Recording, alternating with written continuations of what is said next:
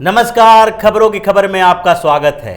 चीन एक बार फिर से फड़फड़ाने लगा है और चीन के इस फड़फड़ाहट का जवाब देने के लिए प्रधानमंत्री नरेंद्र मोदी ने एक लंबी योजना बनाई है। पीएम मोदी ने जो इस बार चीन को जवाब दिया है उसके कारण चीन के पसीने छूट रहे हैं। एक तरफ से नहीं बल्कि कई तरफ से प्रधानमंत्री नरेंद्र मोदी ने चीन के खिलाफ ये एक योजना बनाई है और उसमें सबसे पहली योजना पर काम करना शुरू कर दिया है। चीन ने जिस तरह से फिर से एक बार विवाद पैदा करने की कोशिश की एलएसी को लेकर, उसके बाद भारत ने चीन को मुंहतोड़ जवाब दिया। एलएसी यानी लाइन ऑफ एक्चुअल कंट्रोल की अवधारणा, जो परसेप्शन है, उसको लेकर चीन ने एक बयान जारी किया और चीन ने जो बयान जारी किया वो भारत के खिलाफ था। चीन ने बोला कि एलएसी कि जो वास्तविक नियंत्रण रेखा है उसकी अवधारणा चीन के तरफ से जो तय की गई थी वो 1959 की थी और 1959 की उसी अवधारणा को चीन मानता है। उसके अलावा किसी स्तर के किसी दूसरे तरीके का जो एलएसी के निर्धारण का तरीका है या एलएसी के अवधारणा जो बनाई गई है, भारत अपनी तरफ से चाहता है और चीन अपनी तरफ से जो बोलता है उसको चीन नहीं मानता है। और इसके साथ साथ एलएसी की बात करते हुए चीन ने जो लद्दाख का सेक्टर है उसको ही विवादित बनाने की कोशिश की। चीन ने कहा कि जो लद्दाख में लेह लद्दाख को जो यूनियन टेरिटरी बनाया गया है वो भारत की तरफ से जो कदम उठाया गया वो एक तरह से गैर कानूनी है, गलत है, क्योंकि वो क्षेत्र विवादित क्षेत्र है। और जिस तरह से भारत है जो पीओके को लेकर पाकिस्तान को टारगेट करता रहा है और जिस तरह से पाकिस्तान के वो पाक अधिकृत क्षेत्र को भारत का हिस्सा मानता है, उसी तरह चीन ने भी लद्दाख सेक्टर को विवादित बनाने की कोशिश की। लेकिन प्रधानमंत्री मोदी ने उसको मुंहतोड़ जवाब दिया और एलएसी की पूरी अवधारणा पर से ही पर्दा उठा दिया। भारत ने चीन को बोला कि एलएसी की जो अवधारणा 1959 की थी उसको भारत नहीं मानता है, क्योंकि भारत के तरफ से ये बात कही नहीं गई है। उसके बाद कई ऐसे समझौते हुए, कई ऐसे कॉन्फिडेंस बिल्डिंग मेजर्स लाए गए जिसके कारण एलएसी को लेकर अभी जो विवाद है वो विवाद के समाधान की कोशिश की जा रही है। और चीन जो ये बार बार कहता है कि 7 नवंबर 1959 यानी कि 7 नवंबर 1959 को जो चीन के प्रधानमंत्री चाउ एन लाई ने, प्रधानमंत्री जो तत्कालीन भारतीय प्रधानमंत्री जवाहरलाल नेहरू थे, उनको लेटर लिखा था और उस लेटर में बताया था कि ये एलएसी जो है यहां से गुजरती है और इसी को चीन मानता है। अब भारत सरकार उस बात को नहीं मानेगी और इसके साथ ही चीन को ये जवाब मिला है कि एलएसी पर जो उसके सैनिक हैं और जो उसके आसपास का क्षेत्र है, अब भारतीय सेना उस अवधारणा वाले, चीनी अवधारणा वाले एलएसी के पार जाएगी और अब सियाचिन से लेकर जो वो पूरा क्षेत्र है उस पर भारतीय सेना कब्जा करने की कोशिश करेगी। अब भारत किसी भी स्तर पर इस विवाद को यही खत्म करने की कोशिश में नहीं है और ये खत्म करने की तैयारी भी नहीं कर रहा है। अब ये मुद्दा लंबा चलेगा, ये लड़ाई लंबी चलेगी और इसके बाद प्रधानमंत्री नरेंद्र मोदी ने चीन के खिलाफ एक और योजना बना ली कि चीन को जो आर्थिक प्रतिबंध लगाने की तैयारी चीन के ऊपर की जा रही है भारत की तरफ से, उसको कैसे आगे बढ़ाया जाएगा।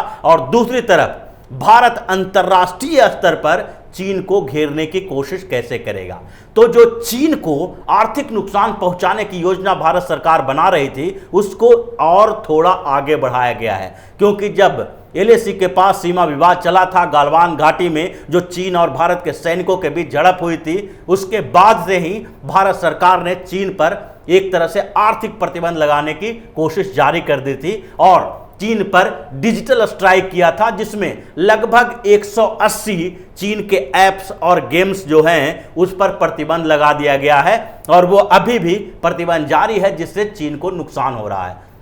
दूसरे स्तर पर चीन की कई कंपनियां जो भारत में निवेश करने वाली थी और भारत में निवेश कर रही थी उसके ऊपर भी प्रतिबंध लगा दिया गया। और सबसे पहले जो पीएसयूज हैं जो भारत के पब्लिक सेक्टर अंडरटेकिंग हैं, उसको इस बात के लिए राजी किया गया, तैयार किया गया कि अब वो अपने यहाँ चीन के सामानों का उपयोग नहीं करेंगे। और इसकी शुरुआत BSNL और MTNL के जो 4G अपग्रेडेशन प्रोग्राम था उसके साथ किया गया। इसके अलावा जो दूसरे कई कंपनियां हैं, उन्होंने भी चीनी सामानों का बहिष्कार करना शुरू कर दिया और चीन की कंपनियों का जो यहां टेंडर मिलने वाला था, जो ज्वाइंट वेंचर बने हुए थे भारतीय कंपनियों के साथ, उस पर भी ये जो स्क्रूटनी जारी हो गया। और उसके साथ साथ कई भारतीय कंपनियों ने चीनी कंपनियों से नाता तोड़ लिया, क्योंकि चीनी कंपनियों के साथ साझेदारी के कारण भारत की उन कंपनियों को भी ठेका नहीं मिल रहा था। अब मोदी सरकार ने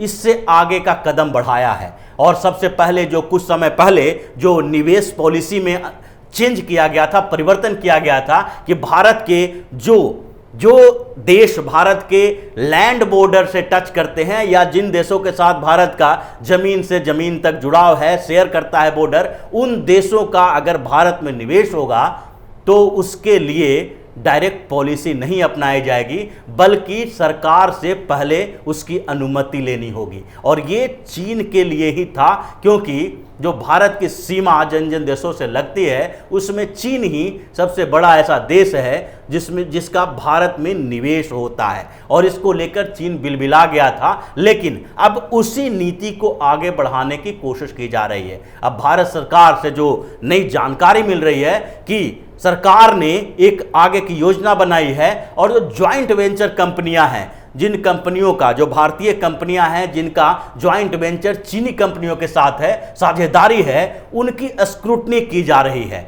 उनसे सारे ब्यौरे मांगे जा रहे हैं कि आगे इन कंपनियों के साथ जो डील की जाएगी उसमें चीनी कंपनियों को अलग रखा जा सकता है और इन कंपनियों को आखिरी चेतावनी दी जा सकती है कि किस तरह से आप चीन की कंपनियों के साथ जो साझेदारी कर रहे हैं उसको लेकर सरकार सीरियस है। तो अब चीन पर जो आर्थिक प्रतिबंध लगाने की तैयारी की जा रही है, व्यापार को कमजोर करने की तैयारी की जा रही है, इससे भी चीन बुरी तरह से चिढ़ गया है और इसके कारण चीन अब किसी न किसी स्तर पर इस विवाद से बाहर भी निकलना चाहता है और विवाद को पैदा रखना भी चाहता है। यह एक तरह से प्रेशर पॉलिटिक्स अपना रहा है, जिसके कारण मोदी ने एक अलग और नीति बनाई है और वो नीति है चीन को अलग अलग तरीके से चारों तरफ से घेरने की। और उस पहल के तहत चीन को चिढ़ाने के लिए एक और बड़ी योजना पर काम किया गया और उसके लिए अगले सप्ताह जो भारत के विदेश मंत्री हैं एस जयशंकर, वो जापान जा रहे हैं। जापान में क्वाड की बैठक होनी है। क्वाड के विदेश मंत्रियों की जो बैठक होनी है उसमें शामिल होने के लिए ये जो भारत के विदेश मंत्री एस जयशंकर हैं वो जापान जाएंगे। और क्वाड की बहुत बड़ी महत्ता है। क्वाड को लेकर पिछले 2 सालों से बात चल रही थी और अब उसको फाइनल स्तर पर पहुंचाया जा रहा है। क्वाड मतलब क्वाड्रिलेटरल सिक्योरिटी डायलॉग, जो 4 देश हैं इसमें शामिल, वो चीन को चुनौती देने वाले हैं, जिसमें भारत के अलावा अमेरिका, ऑस्ट्रेलिया और जापान है। ये भारत के अलावा जो 3 देश हैं वो कई जो पिछले 2-3 सालों से बार बार कह रहे हैं कि हमें एक प्लेटफॉर्म पे आना चाहिए और इस संगठन को आगे बढ़ाना चाहिए, ताकि चीन के ऊपर जो साउथ चाइना सी है, ईस्ट चाइना सी है, वहां पर और उसके साथ साथ पैसिफिक ओशियन में भी, इंडो पैसिफिक रीजन में भी चीन पर दबाव बनाया जा सके। और इसीलिए चीन इस संगठन से चिढ़ा हुआ है। इस संगठन ने कई बार जो साझा नौसैन्य अभ्यास भी किया है, लेकिन अब ये क्वाड्रिलेटरल सिक्योरिटी डायलॉग को आगे बढ़ाने की तैयारी हो रही है। और इससे जो जापान में होने वाली बैठक है उसमें ऑस्ट्रेलिया, अमेरिका और जापान के विदेश मंत्री के साथ भारत के विदेश मंत्री वार्ता करेंगे और उसके अलावा अलग अलग तीनों देश के विदेश मंत्रियों के साथ भी चर्चा होगी, जिसमें चीन को चुनौती देने के अलग अलग तरीकों पर चर्चा होगी। क्योंकि जापान और ऑस्ट्रेलिया पहले से ही चीन से झगड़ा कर रहा है, जापान की अपनी परेशानियां हैं और ईस्ट चाइना सी में जापान और चीन को जो सेनकाकू द्वीप को लेकर झगड़ा चल रहा है उसको अब अंतिम दौर पर ले जाने की कोशिश भी जापान कर रहा है। इसलिए जापान अपने निवेश को जो निवेशक वहाँ, जो कंपनियां जापान की है चीन में, उसको धीरे धीरे वापस लाने की कोशिश में है। और उसके लिए भारत एक बड़ा जगह है, एक ऐसा आधार है जहां पर उन कंपनियों को जगह मिल सकती है। तो स्ट्रेटजिक स्तर पर, कूटनीतिक स्तर पर जो क्वाड की बैठक होने वाली है, उससे चीन बिल्कुल परेशान हो गया है। और जैसे ही इस बैठक की घोषणा की गई, चीन की तरफ से बयान जारी होना शुरू हो गया। चीन इतना परेशान हो गया कि उसने इस बैठक के लिए भारत को जिम्मेदार ठहरा दिया और उसके बाद ही भारत और जापान के इस गठजोड़ के ऊपर निशाना साधना शुरू कर दिया। चीन ने बोला कि क्वाड की बैठक जो स्ट्रेटजिकली इसलिए है क्योंकि चीन को चुनौती दी जा सकती है। अगर 2-4 देश एक साथ बैठक करते हैं, अलायंस करते हैं, गठबंधन करते हैं, तो उसमें कोई दिक्कत नहीं है। लेकिन अगर वो गठबंधन किसी दूसरे देश के इंटरेस्ट के खिलाफ है तो वो नहीं होना चाहिए। और चीन को यही डर है और चीन इसीलिए चिढ़ा हुआ है और इसीलिए उसने ये प्रत्यक्ष तौर पर इसका विरोध किया है कि भारत को उस बैठक में शामिल नहीं होना चाहिए, क्योंकि क्वाड एक ऐसा संगठन है जो चीन के इंटरेस्ट के खिलाफ है। और ये जो भारत की नीति है उससे चीन की परेशानियां बढ़ने वाली है। और प्रधानमंत्री मोदी ने जो लंबी योजना बनाई है चीन के खिलाफ, उसका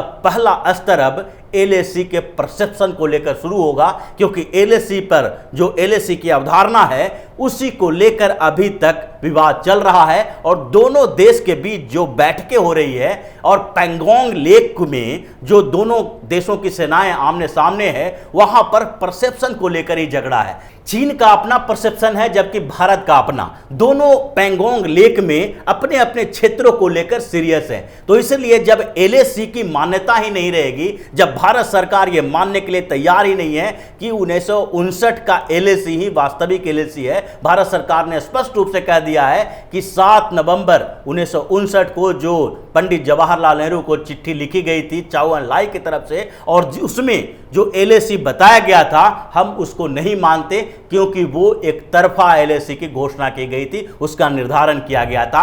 अब जो आगे चर्चा होगी, आगे भारत और चीन के बीच बैठकें होगी और जो निर्धारित किया जाएगा उसी की मान्यता हम मानेंगे, वरना हम वहीं तक पहुंचेंगे जहां तक हम अपनी अवधारणा को लेकर सक्रिय हैं, अपनी अवधारणा पर प्रतिबद्ध हैं। तो इसी तरह की खबरों के साथ फिर से हाजिर होंगे। तब तक के लिए बने रहिए हमारे साथ और देते रहिए हमें सहयोग, ताकि इसी तरह की खबर हम आपके लिए लाते रहें। धन्यवाद।